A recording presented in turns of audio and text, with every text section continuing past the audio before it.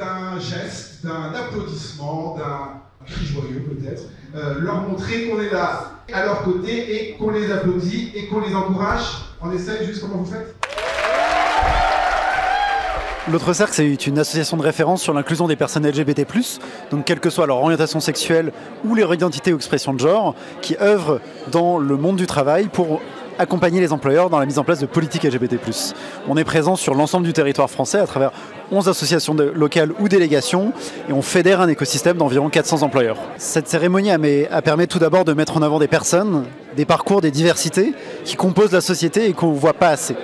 Et c'est rappelé aussi justement auprès des personnes qui composent ce backlash, des instances qui composent ce backlash ou qui sont tentées peut-être de revenir en arrière sur les valeurs qu'ils portent, sur les droits, sur l'égalité des droits, sur l'accessibilité des droits, que ces parcours existent dans notre société et qu'il faut les défendre. Aujourd'hui, être rôle modèle pour moi, c'est une manière déjà d'être reconnu par rapport aux actions que j'ai réalisées au sein de l'entreprise. C'est aussi une manière de donner de la voix aux personnes qui ont besoin d'être reconnues. Être soi-même, être LGBTQ+, dans la société dans laquelle on vit, ou en tout cas en s'étant un peu de vent contraire, c'est presque pas une option, c'est une nécessité d'être visible, visible au sein de mon entreprise, qui mène une politique en faveur de l'inclusion très volontariste, qui est très mobilisée en faveur de la communauté LGBTQ+.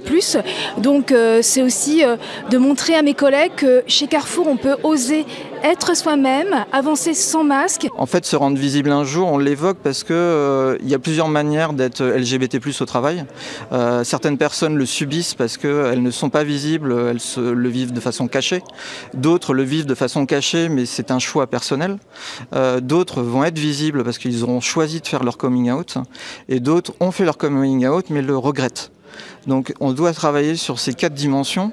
Ce qu'on pousse, c'est que les personnes aient le choix d'être visibles ou pas, mais que ça reste bien un choix et que ce ne soit pas subi. C'est aussi travailler sur la proximité avec les collègues, avec les managers, pour engager des actions demain, pour peut-être aborder des sujets plus sensibles comme la parentalité, l'accueil de l'enfant. Je suis dans une famille homoparentale, c'est aussi important de témoigner et de dire que ma famille homoparentale n'est pas une famille dysfonctionnelle, est une famille comme une autre. C'est aussi casser des clichés, des a priori sur ce qu'on peut projeter et sur des biens inconscients qu'on peut tous avoir. Je pense que quand j'étais plus jeune, je manquais un peu de rôle modèle moi-même. Quand j'avais 20 ans en tant que lesbienne, je me disais pas, il n'y avait pas tant de témoins ou de personnes qui pouvaient me montrer que vivre avec une femme, c'était possible. L'ambition, c'est qu'on continue à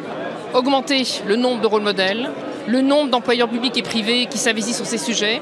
Nos employeurs publics et privés prennent notre relais et qu'ils nous proposent encore plus de choses, qui prennent en compte, comme on a vu effectivement aujourd'hui sur cet événement, des prises de parole d'employeurs extrêmement fortes. C'est avec ces personnes-là, avec ces employeurs-là, qu'on fera une société républicaine, solidaire et fraternelle. On est très attentifs et attentives à ce qui va se passer les prochains mois, tenant compte du durcissement politique, tenant compte de la pression outre-Atlantique, tenant compte d'élections, de ce qui se passe en Europe, très régressif, de voir effectivement comment nos employeurs en France vont continuer à maintenir ce rythme à nos côtés.